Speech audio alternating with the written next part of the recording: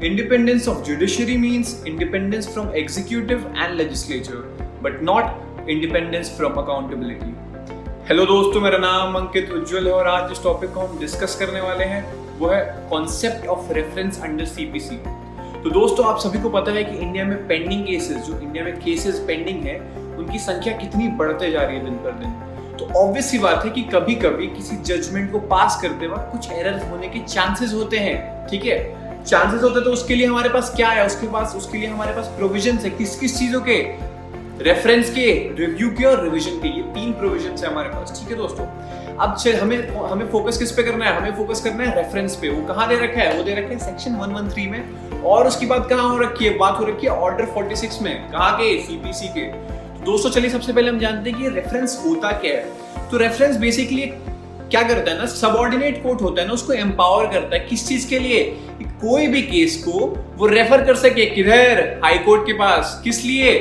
ताकि उनका ओपिनियन ले सके उस मैटर पे, ताकि वो जो केस है उस पे उनका ओपिनियन ले सके। ठीक है, अब इसका ऑब्जेक्टिव क्या है? ये जो सेक्शन है, सेक्शन 113, इनका ऑब्जेक्टिव क्या है? इसका ऑब्जेक्टिव बहुत सिंपल है कि भाई जो एरर होने के चांसेस हैं, जो कि वापस से रेक्टिफाई नहीं हो। अगर मैंने वो जजमेंट दे दिया और उस पर वर्क नहीं किया और वो जजमेंट जब निकल गया तो उस पे जो एरर है वो रेक्टिफाई ना हो सके, उसी एरर को एलिमिनेट करने के लिए होता है। तो ये कब होता है? ये बेसिकली क्या होता है, सबऑर्डिनेट कोर्ट को ये पावर देता है कि भाई अगर तुम्हें लग रहा है ऐसा कुछ डाउट है अपने जो केस है उसके रिगार्डिंग, तो तुम क्या करो, तुम अपने हाई कोर्ट को, तुम्हारा जो हाई कोर्ट होगा, तुम उसके पास उस केस को भेज सकते हो। किस चीज के लिए? ओपिनियन के लिए, ताकि क्या कोई भी एरर कमिट ना हो जजमेंट पास करने के लिए। क्योंकि आपको पता है कि जो जजमेंट होता है किसी भी के लिए, चाहे वो प्लेंटिफ हो, डिफेंडेंट हो, अक्यूज्ड हो, किसी के लिए भी कितना इंपॉर्टेंट होता है। तो ये चीज मेक श्योर करना बहुत जरूरी है कि जो भी जजमेंट पास किया जा रहा है वो एकदम करेक्ट हो। अब आगे बढ़ते हैं कि कंडीशंस क्या होने चाहिए जब वो रेफरेंस को हम लोग, मतलब जो सबऑर्डिनेट कोड है, वो कौन से ऐसे कंडीशंस होंगे जब वो अपना जो केस है उसको रेफर कर सकते हैं हाई कोर्ट के पास। सबसे पहला, जो सूट है वो पेंडिंग होना चाहिए, या तो फिर जो अपील है उसका जो डिक्री है वो नॉन अपीलेबल होना चाहिए, मतलब उस पर अपील नहीं कर सकते। दूसरा, उस केस में क्वेश्चन ऑफ लॉ अराइज हो रहा हो। ठीक है। तीसरा, कि जो क्वेश्चन ऑफ लॉ अराइज हो रहा है ना, उसके ऊपर एक रीजनेबल डाउट है। किसे डाउट है? सबऑर्डिनेट कोर्ट को। तब जाके आप पास कर सकते हो, इसको कर सकते हो आप रेफरेंस के लिए भेज सकते हो। किधर आप भेज सकते हो? हाई कोर्ट में। कहां दे रखा है? ये दे रखा है ऑर्डर 46 रूल 1 में। ठीक है दोस्तों, अब कहां बढ़ते हैं कि भाई कौन अप्लाई कर सकता है रेफरेंस के लिए? तो भाई कौन कर सकता है? सबऑर्डिनेट कोर्ट कर सकती है। सिर्फ कैसे? या तो वो खुद के अपने डिसीजन से, अगर उसको खुद ही लग रहा हो कि हाँ भाई कुछ तो इसमें मेरे को डाउट लग रहा है, एक बार हम लोग ट्राई करते हैं, अपने जो ऊपर हाई कोर्ट है उनसे एक बार उनको ओपिनियन देने की कोशिश करते हैं। या तो फिर किसी भी पार्टी, आइदर पार्टी के किसी एप्लीकेशन से, किसी पार्टी ने एप्लीकेशन दिया किस चीज के लिए? रेफरेंस के लिए। तब जाके वो केस किधर जाएगा? वो जाएगा हाई कोर्ट में। एक केस लॉ देख लेते हैं इससे, manager metro railways versus BCL secure premises. ये केस लॉ कब का है? ये केस लॉ 2019 का। तो इसमें क्या होता है?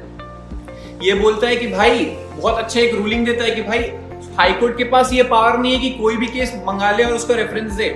मतलब उसको बेसिकली ऐसा, उसके पास कोई पावर नहीं है कि कोई भी केस अपने पास सबऑर्डिनेट कोर्ट का मंगा के रख ले। ठीक है, और देखिए कि हाँ इस जजमेंट में क्या है। ये पूरा का पूरा सबऑर्डिनेट कोर्ट का डिस्क्रिप्शन है कि भाई उसको वो चीज देनी है या नहीं देनी है, उसको केस को रेफर करना है या नहीं करना है।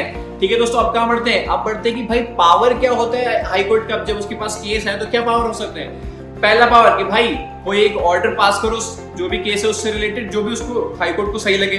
दूसरा, उसके पास ये भी पावर होता है कि वो आंसर कर सके, जो क्वेश्चन ऑफ लॉ अराइज हो रहा है उससे रिलेटेड कुछ आंसर भी कर सकता है और नहीं भी आंसर कर सकता है। और उस केस को किधर भेज सकता है? उसके बाद भेज सकता है सबऑर्डिनेट कोर्ट के पास। किस लिए? भाई डिस्पोज ऑफ कर दो उस केस को, या तो वो खुद ही उस केस को क्वॉश ऑफ कर देगा। ठीक है, अब आगे बढ़ते हैं कि प्रोसीजर क्या होता है इसकी हियरिंग का। मतलब जब ये होता है, मतलब जब ये केस रेफरेंस के लिए जाता है तो हाई कोर्ट में प्रोसीजर क्या होता है? सबसे पहले तो हमें पता है कि हाँ भाई, अगर किसी सबऑर्डिनेट कोर्ट को पता हो कि हाँ ये क्वेश्चन ऑफ लॉ अराइज हो रहा है यहाँ पे और मेरे को यहाँ पे रीजनेबल डाउट है, तो किधर भेजता है? वो भेजता है हाई कोर्ट के पास। फिर हाई कोर्ट क्या करती है? हाई कोर्ट दोनों पार्टीज को सुनने के बाद, दोनों पार्टी के साइड्स को सुनने के बाद वो एक जजमेंट पास करती है। उसकी कॉपी पे सिग्नेचर किसका होता है? रजिस्ट्रार का। उसके बाद वो भेजती है किसको? वो भेजती है सबऑर्डिनेट कोर्ट को। ठीक है। और उसके बाद जो सबऑर्डिनेट कोर्ट है उसको जब जजमेंट मिलता है तो वो क्या करती है, वो जजमेंट को रिस्पेक्ट पे रखते हुए केस को डिस्पोज ऑफ कर देती है। एक और बात जान लीजिए, ये जो हाई कोर्ट होता है उसके पास पावर होता है, किस चीज का पावर, वो कोई भी ऐसा ऑर्डर जो कि सबऑर्डिनेट कोर्ट ने पास कर रखा हो उसको अमेंड कर सकता है, सेट असाइड कर सकता है, ऑल्टर कर सकता है। तो दोस्तों यही तक था हमारा रेफरेंस का कॉन्टेक्स्ट। अब मिलते हैं आपसे नेक्स्ट वीडियो।